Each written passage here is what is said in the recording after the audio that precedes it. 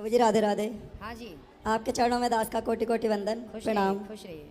प्रभु जी मेरी दो जिज्ञासाएं हैं जिसे आप शांत करने की कृपा करें। जी, पहला मेरा सवाल है कि जब भगवान ही सब कुछ करने कराने वाले हैं तो फिर इंसान दोषी क्यों है? तो आप क्या चाहते हैं कि भगवान ही दोषी रहें? नहीं, जैसे कि कहा जाता है कि मतलब चोर चोरी करे और दोष भगवान को दे? नहीं, जैसे क्या चाहते हैं आप? मैं ये चाहता हूँ उनकी मर्जी के बिना पत्ता नहीं हिलता। ठीक तो है। हम कोई भी कर्म करते हैं तो जब बुरा करते हैं तो हमारे मत्थे मर दिया जाता है कि हमने अपनी बुद्धि से करा, और जब अच्छा करते हैं तो ये कहते हैं कि भगवान की कृपा। जय श्री राधे दोस्तों, आज भर पंडाल में इस लड़के ने गुरुजी से कुछ ऐसा सवाल किया जो गुरुजी भी एक बार को तो सोचने पर मजबूर हो गए।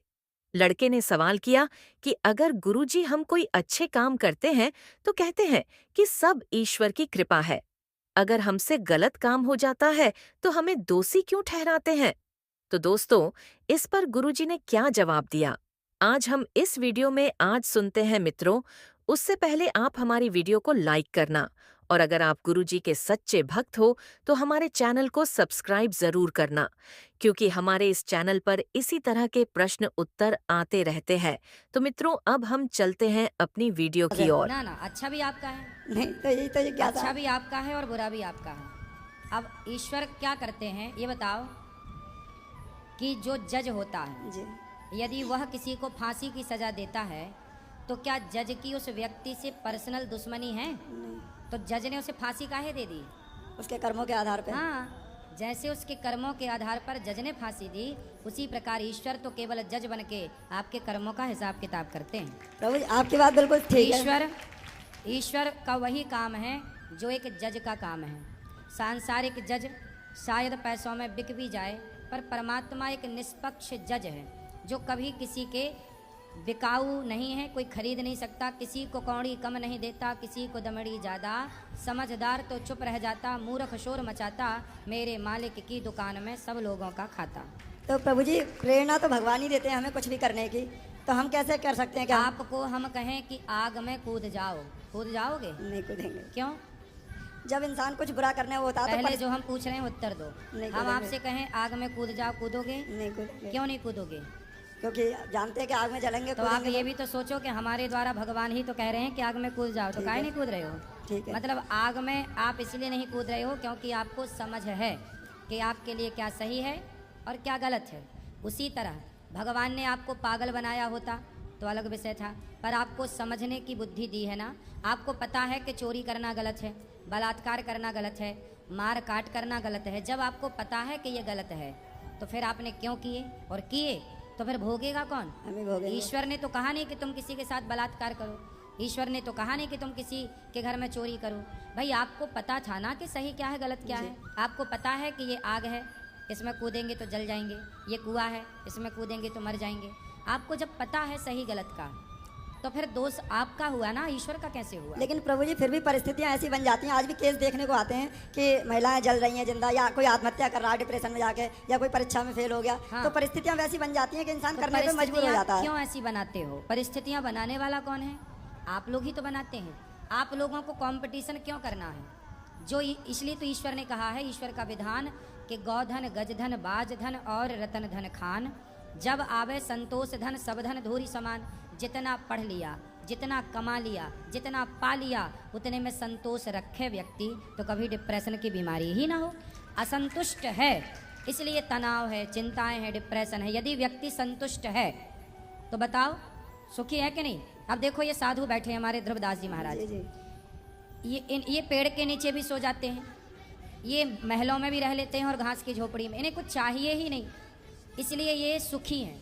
और आपको सब कुछ चाहिए पर है कुछ नहीं, तो आप दुखी हैं। आपके पास भी कुछ नहीं है, साधु के पास भी कुछ नहीं है। हर कितना है कि आपके पास कुछ नहीं है पर पाने की इच्छाएं हैं, पर साधु के पास कुछ नहीं है पर कुछ पाने की उसके अंदर इच्छा ही नहीं है, इसलिए वो सुखी हैं, आप दुखी हैं। तो प्रभु जी फिर इस चौपाई का क्या मतलब हुआ? मैंने एक चौपाई पढ़ी थी कि जाको प्रभु दारुण दुख दें, बाकी मति पहले हर लें। ठीक है। भगवान को जैसे दुख देना होता है उसकी बुद्धि पहले भ्रष्ट कर देते हैं। ठीक है। तो फिर इंसान के हाथ में खा रहा है कुछ। विनाश काले विपरीत बुद्धि, जब नाश मनुज पर छाता है, पहले विवेक मर जाता है। सुनो, जब व्यक्ति भगवान के बताए रास्ते से भटक जाता है, जैसे दुर्योधन ने साड़ी खींची द्रौपदी की, खिंचवाई दुशासन से, चलो दुर्योधन ने गलती की, दुशासन ने भी गलती की, पर भगवान ने एक मौका दिया। भगवान शांति दूत बनकर गए थे कि पांडव को 5 गांव दे दो, यदि मान लोगे तो आपका विनाश नहीं होगा। पर दुर्योधन ने गलती की, पांडवों का धन भी हड़प लिया, द्रौपदी के कपड़े भी उतार दिए और शांति दूत बनकर गए तो भगवान के प्रस्ताव को ठुकरा दिया। तब भगवान को लगा कि अब इसे दंड देना पड़ेगा। जो व्यक्ति भगवान का कहा भी ना सुने, जो माँ बाप का कहा ना सुने, जो बड़ों का कहा ना सुने, तब भगवान उसकी मति इसलिए घुमाते हैं कि अब इसके विनाश का टाइम है, क्योंकि इसे दंड देना है, क्योंकि इसके पाप बढ़ गए, इसलिए भगवान वहां करते हैं। परंतु आपको मौका देते हैं, ऐसा नहीं कि दुर्योधन को मौका नहीं दिया, रावण को भी मौका दिया। हनुमान जी समझाने गए, अंगद जी समझाने गए कि भाई शरण में चल, बच जाएगा। पर जब सारे मौकों को आप ठुकराओगे तब तो फिर समय विपरीत आके खड़ा होगा, इसलिए नाश हुआ। पर नाश करने के पहले परमात्मा कई मौके देते हैं, इसलिए उसको आप समझना है। आपको डायरेक्ट नाश नहीं होता कभी किसी का। ठीक है प्रभु, मेरा दूसरा प्रश्न ये है, आपने जो पूछा कि ईश्वर की मर्जी के बिना पत्ता नहीं हिलता, देखो कुछ जगह बात सही है, ईश्वर की मर्जी के बिना पत्ता नहीं हिलता, ये बात सबके लिए नहीं है। अब सुनो, भगवान कण कण में रहते हैं, तो कण कण में भगवान रहते तो हैं, पर सबको दिखते थोड़ी हैं कण कण में, देखने वाला कोई करोड़ों में एक होगा। उसी तरह ईश्वर की मर्जी के बिना पत्ता नहीं हिलता, ये बात उनके लिए है जो ईश्वर पर भरोसा करते हैं। अब मैं ईश्वर पर भरोसा करता हूँ, जब मैं ये मानूंगा कि परमात्मा की इच्छा के बिना पत्ता नहीं हिलता, तो जब मैं ये जानता हूँ कि सब ईश्वर की मर्जी से है, तो मैं गलत करता ही नहीं। अब आप गलत करें और फिर कहें कि ईश्वर की मर्जी के बिना नहीं होता, तो सुनो, सारे ज्ञान सबके लिए नहीं है ना। इसलिए कहते हैं ना, सत्संग सुनने का, कथा सुनने का अधिकारी कौन? सब अधिकारी नहीं होते। समझो, अब बताओ, परमाणु बम पाकिस्तान के पास चला गया, क्या वो अधिकारी था? यदि शक्ति गलत व्यक्ति के हाथ में चली जाए तो वो उसका क्या करता है? दुरुपयोग करता है। इसीलिए कहते हैं कि कुछ ज्ञान ऐसे हैं जिस ज्ञान को पाने के अधिकारी सब लोग नहीं है। तो जो ये वाला ज्ञान है कि ईश्वर की मर्जी के बिना पत्ता नहीं हिलता, इस ज्ञान के भी अधिकारी सब थे नहीं, पर यह ज्ञान सब तक पहुंच गया। तो इस ज्ञान के बल पर लोग मिसयूज कर रहे हैं पाप स्वयं, और दोषी बना रहे हैं। मित्रों, वीडियो को पूरा देखकर जाना। अभी इस वीडियो में और भी प्रश्नोत्तरी हुई है, उन प्रसन्न उत्तरों को सुनकर आपको कुछ सीखने को मिलेगा। तो दोस्तों, अब वीडियो को अंत तक जरूर देखना और हमारे चैनल को सब्सक्राइब करना बिल्कुल मत भूलना। तो आओ, आगे के प्रश्न उत्तर हम आपको इस वीडियो में सुनाते हैं कि कौन से वह प्रश्न उत्तर हैं। गुरुजी, हमारा प्रश्न ये है कि खाटू श्याम जी हैं जो वो भगवान श्री कृष्ण के अवतार हैं या उनसे अलग हैं? कृपया बताइए। देखो, भगवान श्री कृष्ण ने महाभारत में बर्बरीक नाम के एक व्यक्ति को जी सिर काटा था, बर्बरीक का। जी ये बर्बरीक जो है, कह रहे हैं कि मैं एक ही बाण 2-3 बाण से पूरा महाभारत खत्म कर दूंगा। जी तो भगवान ने कहा कि पीपल के पेड़ पर जितने पत्ते हैं तुम छेद कर दो, तो मैं मान लूंगा कि सारे तुम युद्ध को 1-2 बाण से जीत सकते हो। जी तो भगवान कृष्ण ने एक पत्ते को पांव के नीचे दबाया जी और पेड़ पर बर्बरीक ने बाण मारा तो सारे पत्ते पर छेद हो गया। जी और फिर बाण भगवान कृष्ण के चरणों में आकर रुक गया। जी। भगवान ने पांव हटाया तो उस पत्ते पर भी छेद हो गया। जी भगवान समझ गए कि ये महाभारत 1-2 बाण से ही जीत लेगा। जी फिर भगवान ने कहा, ये बताओ बर्बरीक, तुम साथ किसका दोगे? जी तो वो बोले कि जो पक्ष हारेगा मैं उसका साथ दूंगा। तो भगवान को तो कंफर्म हो गया कि भाई दुर्योधन हारेगा, क्योंकि वो गलत है, जी द्रौपदी के कपड़े उतारने वाला है। तो यदि दुर्योधन का साथ ये बर्बरीक दे देगा तो अधर्म का पलड़ा भारी हो जाएगा, मतलब अधर्म और मजबूत हो जाएगा। जी तब भगवान ने कहा कि अधर्म का आप साथ दोगे, इसलिए मैं आपका सिर काट रहा हूं। तब भगवान ने सुदर्शन से सिर काट दिया। परंतु भगवान ने कहा कि आपका मैंने सिर तो काट दिया। जी बर्बरीक ने बाद में कहा, प्रभु मैं आपसे मरना चाहता था, आपके हाथों में मरना चाहता था, इसलिए मैंने ये जिद की। तब भगवान ने कहा कि आप मरना चाहते थे, पर मैं अपने भक्त को मरने नहीं दूंगा। तुम्हारा सिर भले कट गया, कटा हुआ सिर को मैं अपना नाम दूंगा। आज से तुम्हें बर्बरीक के नाम से नहीं, मेरा एक नाम श्याम है, तो श्याम के नाम से तुम जाने जाओगे। और जाओ खाटू नाम की जगह पर रहना, तो खाटू श्याम के नाम से जाने जाओगे। तो ये इतिहास है, ये कथा है। तो भगवान ने अपना नाम देकर उन्हें स्थापित किया, खाटू श्याम जी को। तो वो भगवान कृष्ण के द्वारा ही पोषित हैं, भगवान की कृपा को पा करके वहाँ विराजे हैं। जी गुरु जी, अगला प्रश्न ये है कि किसी व्यक्ति के जीवन में गुरु का कितना महत्व रहता है? उसको गुरु दीक्षा लेनी चाहिए कि नहीं, और गुरु दीक्षा ना लेने पर क्या भगवान की प्राप्ति हो सकती है?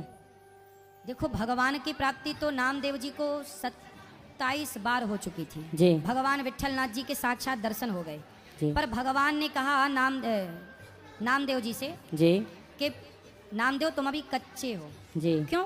भगवान 27 बार मिल गए और अभी कच्चा है।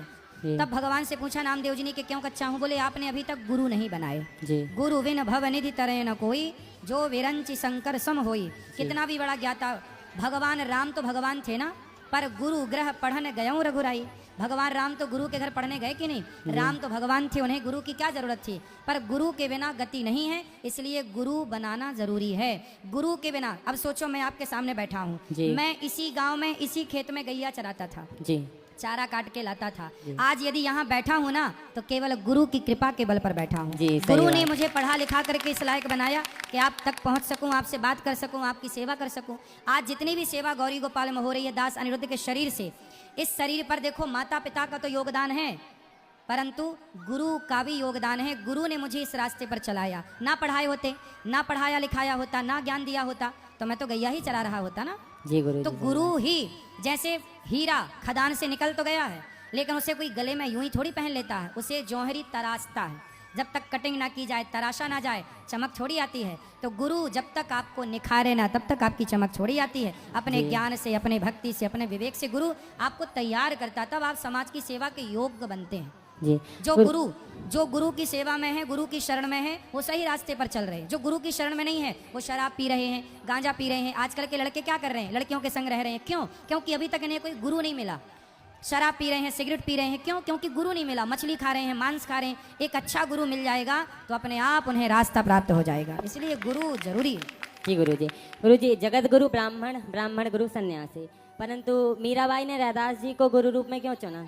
क्योंकि रैदास जी ब्राह्मण ही थे पहले। जी रामानंदाचार्य जी के शिष्य हैं रैदास। जी। एक बार क्या हुआ कि रामानंदाचार्य जी के एक शिष्य थे, जी उनसे कोई अपराध हो गया। जी तो उन्हें, वो ब्राह्मण थे, जी। उन्होंने, उनसे अपराध हो गया तो फिर उन्हें श्राप मिल गया कि जाओ, आपने गलती की है, गुरु के साथ गलती की, जाओ आप शूद्र हो जाओ।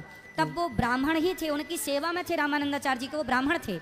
इसलिए जब रैदास जी का जन्म हुआ तो रैदास जी के गले में जनेऊ था। जी। जन्म लेते ही हर बच्चा बोलता है, लेकिन रैदास जी जब पैदा भये तो पैदा होते ही उन्होंने माँ का दूध नहीं पिया। जब रामानंदाचार्य जी ने आकर, उनके गुरु ने आकर आज्ञा की कि रैदास अब बेटा तो दूध पी ले, जब तक गुरु की आज्ञा नहीं भई तो पैदा हुआ बच्चा रैदास जी ने दूध नहीं पिया अपनी माँ का। ये ऑन रिकॉर्ड लिखित